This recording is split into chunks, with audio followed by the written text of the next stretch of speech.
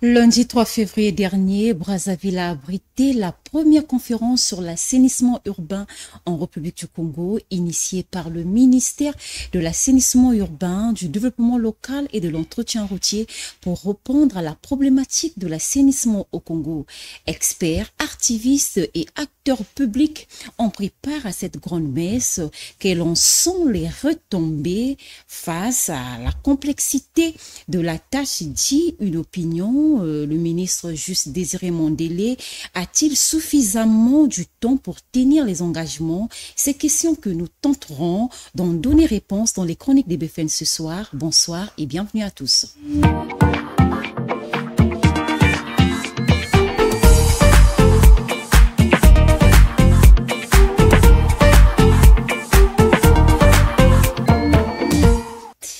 Brony Fortuna, bonsoir à toi. Bonsoir Gabriel.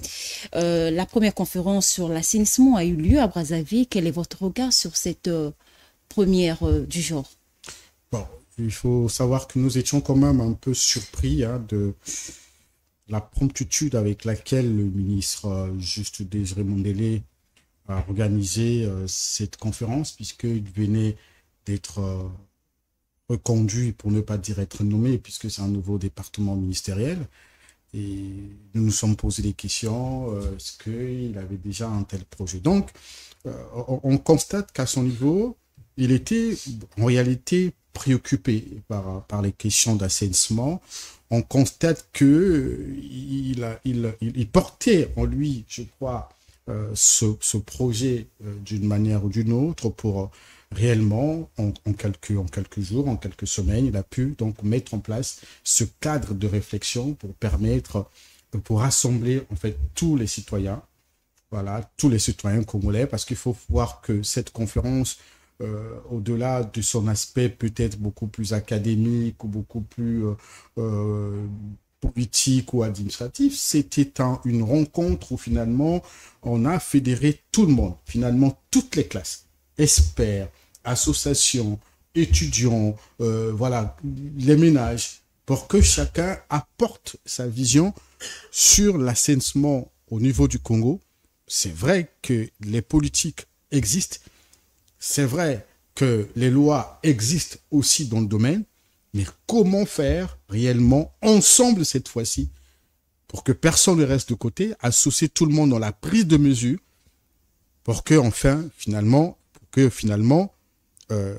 l'on ne porte pas seulement les questions d'assainissement, mais que chacun s'implique à fond. Donc c'était ça l'objectif plus ou moins de cette conférence. Et vous avez vu que tout s'est passé en une seule journée. Il y a eu des débats francs, des discussions franches entre les experts qui étaient là et les populations. Et ça a été ponctué par des recommandations pour que finalement celle-ci constitue pour le gouvernement et pour toutes les couches sociales une sorte de feuille de route où chacun finalement va se rappeler, va tenir compte et finalement va appliquer à chaque niveau de responsabilité. Mais quel en est le but même de cette conférence? Pourquoi maintenant? Bon, vous savez que les questions d'assainissement ont toujours été une urgence. Voilà. Ça a toujours été une urgence, une question préoccupante. On se souvient, il y a quelques années, je n'ai plus l'année exacte en tête, le président de la République, Denis Sassou Nguesso, sortait de Singapour. Voilà, il lance même un cri d'alarme. Je crois que ça devait être 2015, 2016, par là, voilà, que finalement, à Singapour où il était, il n'y avait pas de saleté, qu'il n'avait même pas un mégot de cigarette au sol. C'était une ville, mais très, très propre. Vous savez qu'aussi Kigali est parmi les villes qui sont aussi réputées être des villes très assainies, bien assainies. Et donc, je crois qu'au niveau du Congo, quand on regarde, après quelques échecs avec des sociétés que nous avons connues dans ce pays, Pro-Brazza, Avobra, vous avez même l'échec avec Averda. Et donc, il était question, surtout avec Averda, il était question, après tout ça là, agir rapidement, puisque vous savez que les questions d'assainissement sont liées aux questions sanitaires, sont liées aux questions de développement, et donc il fallait agir. Mais on n'a pas le temps, en réalité. Pourquoi il agit maintenant? Il devrait agir hier. Je parle du gouvernement, Il devrait agir hier, il devrait agir aujourd'hui comme il a fait, et il pouvait aussi agir demain, puisque ça demeure une préoccupation, on va dire une priorité, une préoccupation aujourd'hui, on a envie de dire prioritaire, et finalement, à n'importe quel moment, à n'importe quelle période, il fallait simplement agir. Et je pense que lui, il a trouvé l'opportunité. L'opportunité qu'il saisit, c'est quoi? C'est qu'il devient un ministre plein qui s'occupe de ce portefeuille. Et vous savez que l'assainissement, c'est aussi la vision même, on a vu, Brazzaville, surtout avec des opérations de déguerpissement, où on a voulu assainir Brazzaville d'une manière ou d'une autre. Je vais vous parler de différentes sociétés qui sont passées pour assainir Brazzaville et Pointe-Noire, mais malheureusement, on constate que finalement, c'est une question qui est portée par le gouvernement. Malheureusement, jusqu'ici, on n'a pas des solutions réelles ou encore des solutions qui impactent sur la vie des citoyens. C'est pour ça, je pense que avec les pouvoirs dont il est nanti aujourd'hui, je pense que Juste Désiré Mondélé pense avoir les moyens qu'il faut pour amener les populations à participer à l'assainissement de la ville ou des villes. Je vais insister sur le but même de cette conférence. Brony, le ministre a épinglé la nécessité de passer des simples théories au pragmatisme. Cela est-il possible? Il faut comprendre que les questions d'assainissement sont très complexes. Sont complexes puisque c'est pas seulement ramasser les ordures, c'est pas seulement les déchets que nous constatons, c'est d'abord et avant tout une attitude, c'est d'abord avant tout une éducation, c'est d'abord avant avoir tout un bon comportement. Et donc, pour que l'on arrive réellement à régler ces problèmes d'assainissement qui aujourd'hui sont à différents niveaux. Voilà, vous avez aujourd'hui l'assainissement au niveau des eaux, vous avez aujourd'hui l'assainissement de l'environnement, vous avez aujourd'hui différents types d'assainissement, on parle même de l'assainissement des routes, il y a tout ça. Et donc, c'est complexe, mais il faut partir d'un point, Aujourd'hui, tout le monde est d'accord que nos villes, surtout les deux grandes villes de Brazzaville, mérite une cour de jouvence du Congo, les deux grandes villes voilà, du Congo, pardon. Donc, il lui faut vraiment des coups de pelle pour assainir les deux grandes villes du Congo, Brazzaville et Pointe-Noire. Il faut donc l'implication de tous. Pourquoi? Parce que si le gouvernement amorce de son côté ce qu'il faut faire et que cela n'est pas compris, et n'est pas suivi, n'est pas porté par les populations, puisque je disais, c'est une affaire de tous, tout ce que le gouvernement fera sera annulé. Parce que, je peux prendre un cas simple, nous l'avons constaté avec Caverda, la crise d'insalubrité, de salubrité que nous avons connue il y a quelques mois, nous continuons d'ailleurs de traverser cette crise-là, quand la mairie de Brazzaville a décidé, pour empêcher aux gens de continuer à déverser les ordures dans les bacs, la mairie avait décidé de retirer les bacs ou de les retourner. C'est un message pour dire ne continuez plus à déverser les ordures. Mais nous avons constaté que malgré ces opérations, malgré cette décision du gouvernement, de la mairie de Brazzaville, la commune de Brazzaville, les populations ont continué à déverser, même quand il n'y avait plus de dépotoirs, même quand il n'y avait plus les bacs à ordures. Et on se souvient encore qu'une fois, pour l'avoir accompagné, nous avons enlevé les ordures en face de la mairie de Wenze de 18h à peu près jusqu'à minuit par là. Mais le lendemain matin, je suis repassé par là autour de 8h, mais il y avait encore des tas d'ordures plus que ce que nous avons vu la veille. Et ça, c'est un véritable problème d'éducation. Vous allez aussi dire, mais c'est aussi un problème de gestion des ordures. Oui, mais il faut donc cette complémentarité entre le gouvernement et la population, parce que si on vous dit ne jetez pas les ordures, le gouvernement vous dit ne jetez pas les ordures et vous continuez à le faire, ça ne serait pas bon. Si par exemple, du côté de la population, la population réclame par exemple les bacs ordures, la gestion même, la collecte, la gestion, le recyclage, et que du côté du gouvernement, rien n'est fait, il serait difficile que l'on aboutisse à ce qu'on veut. Donc c'est pour cela que le gouvernement, donc à travers cette conférence, organise une sorte de, je disais tout à l'heure, de dialogue permanent. Ça ne s'arrête pas seulement à cette conférence. Voilà, c'est pour cela qu'il parle du pragmatisme, c'est-à-dire que nous ne voulons plus rester dans les discours, il faut donc partir du pragmatisme. Et quand poser les actes. Il faut poser les actes. Donc, quand on regarde très bien et on mesuré la complexité de la situation, ils pensent que le début, où est-ce qu'il faut démarrer, c'est la conscientisation, c'est l'éducation de la population. Si l'on réussit à faire terroriser les principes de bonne manière, de savoir-vivre, de savoir-être, de collecte, de recyclage, comment ça se passe, si l'on réussit à faire entendre à la population que c'est très dangereux de creuser les ordures comme on a fait dans le passé, ça va détruire le sol, ça va se retourner contre nous. Si on ne réussit pas à le faire, ce serait difficile de faire autrement.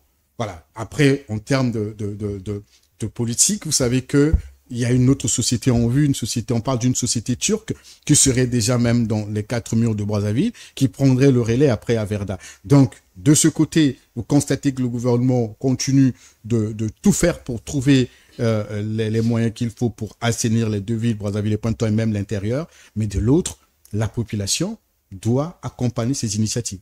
Je le disais à l'entame de cette chronique, plusieurs personnalités ont pris part, acteurs publics, activistes, experts, pour réfléchir autour de la problématique même de la gestion des déchets. 17 recommandations ont été soumises. Est-ce que le Congo mettra en pratique toutes ces idées?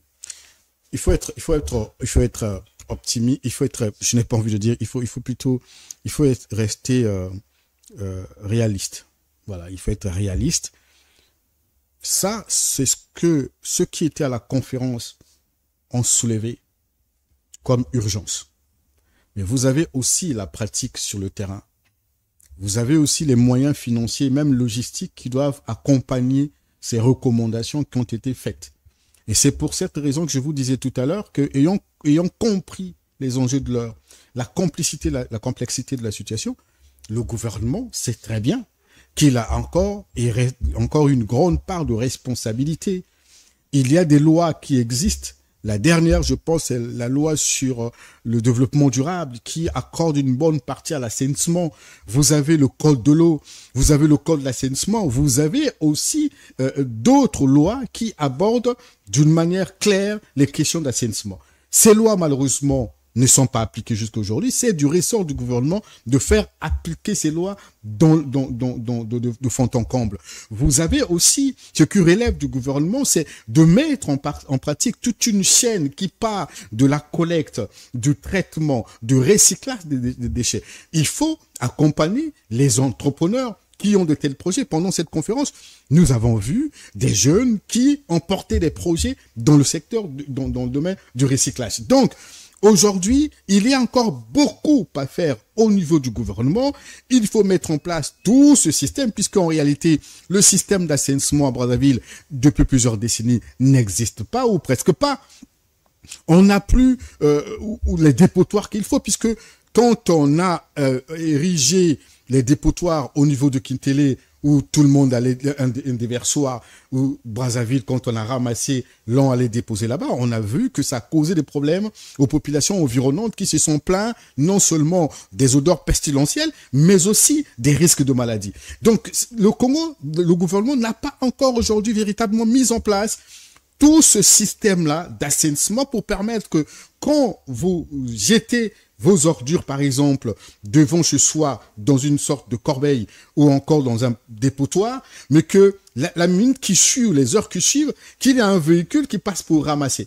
Et quand le véhicule ramasse, il y a un centre de tri.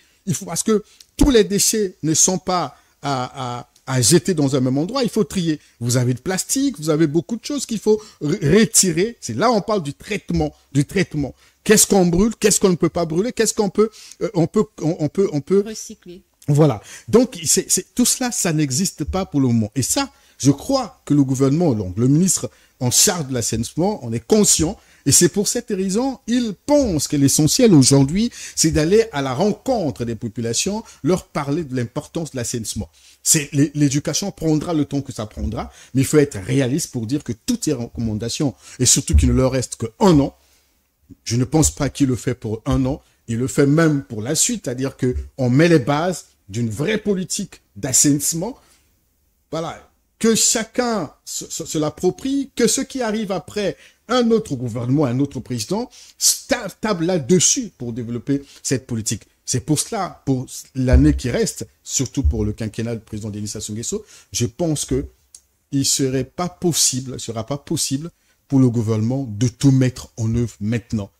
C'est pour cela qu'ils ont fait le choix de la conscientisation, que chacun, à un certain niveau, arrête de jeter les ordures dans les caniveaux. Nous avons accompagné le gouvernement dans la couverture médiatique d'une grande activité qu'ils avaient organisée, à Bakongo et à travers tout le pays d'ailleurs.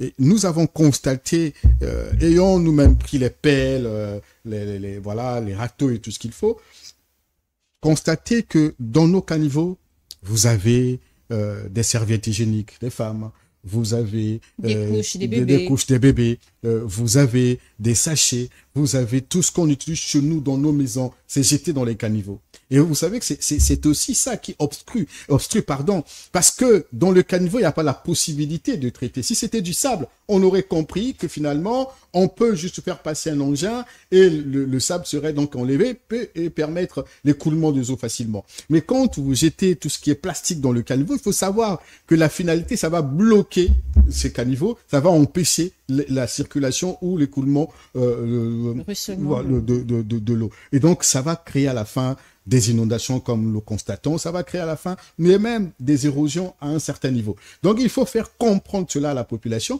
mais face à une population qui se préoccupe d'abord et avant tout de ce qu'elle doit manger, qui se préoccupe encore de l'électricité et de l'eau, et cette opération prendra du temps, et c'est pour cela que il faut être réaliste pour dire que ce n'est pas en un an qu'on peut tout mettre en place.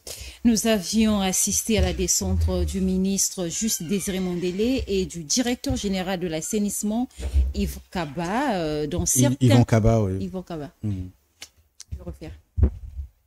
Pavel, tu dors?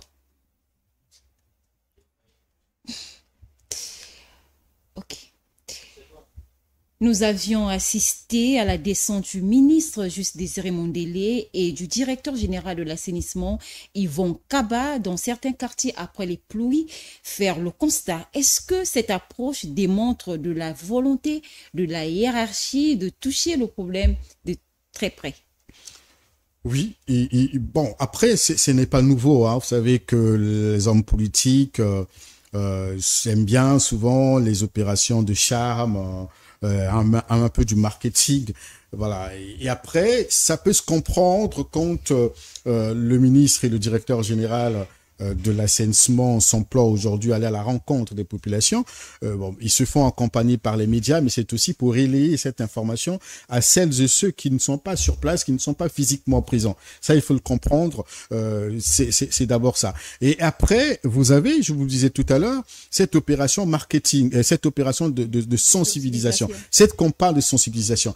Il faut aller écouter la population. Il faut toujours être permanemment en communication, en dialogue permanent avec la population. Parce que le monde évolue vite. Les choses vont très vite à la lumière à la vitesse de la lumière. Ce qui hier pouvait être convenable pour les populations, dans 2-3 jours ne l'est plus ou ne le serait plus. Donc, à un moment donné, il faut qu'il y ait un dialogue permanent pour comprendre quels sont les enjeux aujourd'hui au niveau des populations, quelle est réellement leur préoccupation et comment peut-elle aujourd'hui comment peuvent-elles faire aujourd'hui avec le gouvernement pour régler ce problème d'assainissement. Donc, c'est ce volet de proximité, des discussions de proximité, ce volet est très important, d'aller toucher du doigt la réalité, mais le ministre le sait très bien pour avoir lancé dans le passé l'opération Ville-Bopeto dans nos villes.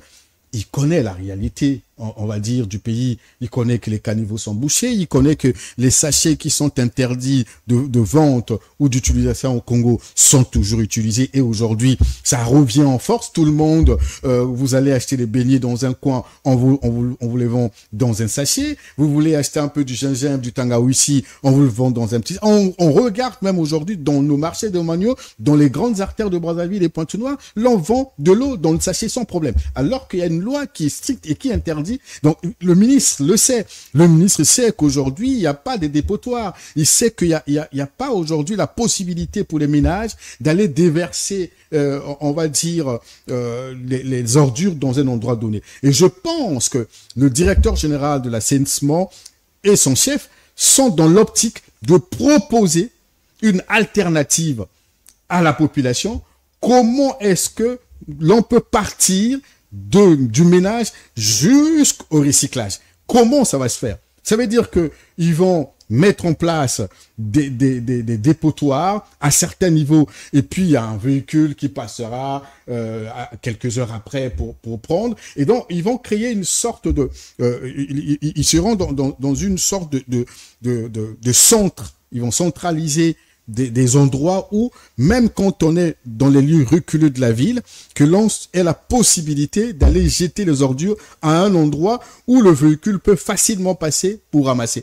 Donc, ils sont dans cette alternative aujourd'hui. Je pense que ils le veulent la partager à la population et leur expliquer à la population et lui expliquer exactement comment est-ce que ces opérations ou ces alternatives vont fonctionner.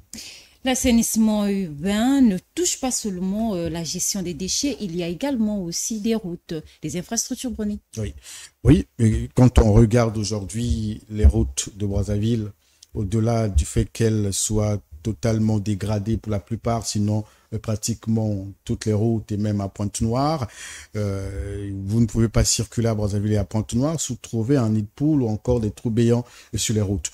Et voilà, les automobilistes subissent à plein fouet ces dégradations, et vous avez aussi l'entretien de ces routes-là. Si les routes aujourd'hui se dégradent au bout d'un an, 2 ans, 5 ans, c'est parce qu'il n'y a pas une véritable politique d'entretien, où il manque des moyens financiers pour entretenir ces routes-là. C'est ça le vrai problème.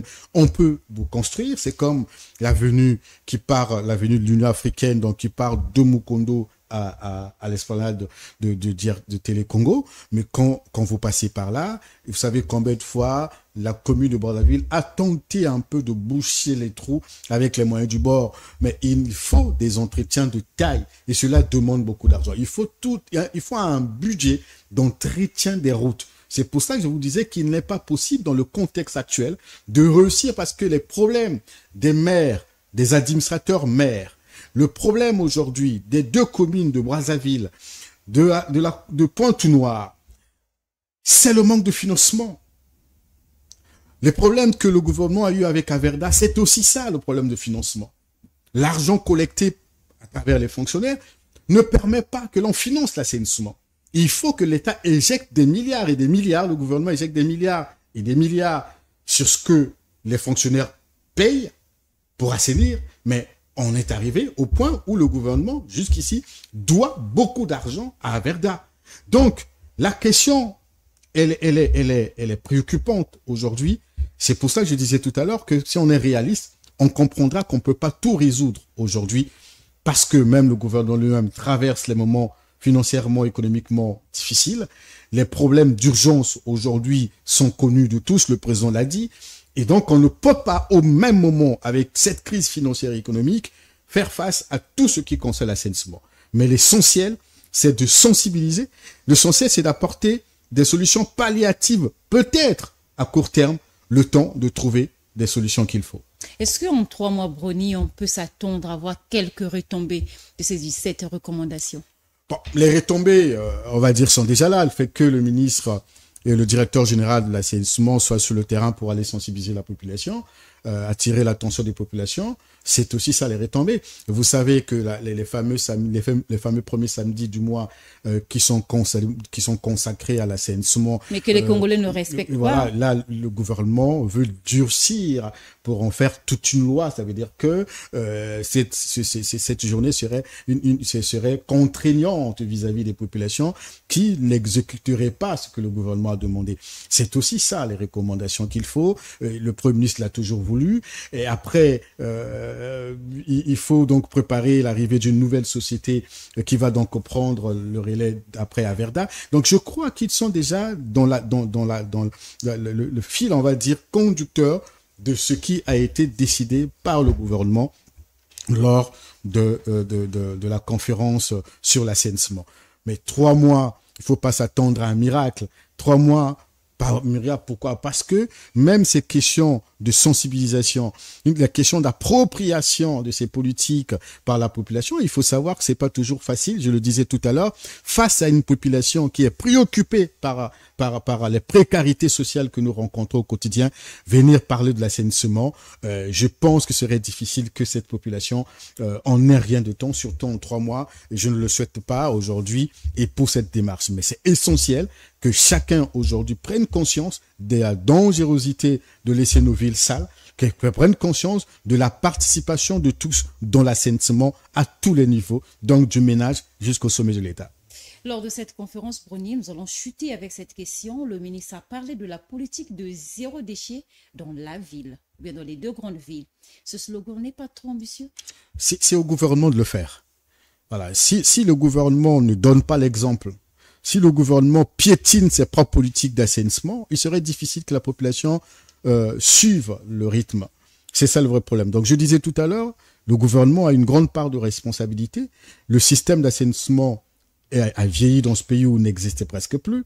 Donc il faut que le gouvernement prenne à bras le corps cette question. Il faut partir des slogans pour être dans la réalité, puisque ça fait plusieurs années, je tiens à vous rappeler que Brazzaville a connu 3 municipalisations accélérées. En réalité, les questions d'assainissement ne devraient plus être notre préoccupation, parce que l'argent éjecté à Brazzaville, 3 municipalisations, des milliards éjectés à Brazzaville, on aurait quand même une nouvelle ville, une ville totalement transformée. Je tiens à vous rappeler que la Côte d'Ivoire, on n'est rien de temps avec l'argent qu'elle a emprunté chez nous, a pu métamorphoser la ville d'Abidjan et même d'autres villes avec des routes, des nouvelles routes, avec des autoroutes, avec tout ce qu'il faut aujourd'hui. Donc, on ne peut pas continuer à rester le dernier tout le temps. Il faut que les politiques s'impliquent réellement dans la mise en œuvre des politiques qu'ils décident eux-mêmes. Merci bien, Bruni. Merci, Gabriel. Et donc, nous sommes à la fin de notre chronique de ce soir. Nous avons parlé de l'assainissement urbain, le tout premier numéro sur la conférence de... Ouf. Merci Bruni d'être passé sur ce plateau. Merci Gabriel. Chers internautes, nous sommes à la fin de notre chronique de ce soir. Nous disons que l'assainissement de la ville passera forcément par l'implication de tous les acteurs. Merci à vous de nous avoir suivis. On se dit à très bientôt pour un numéro. Bonsoir.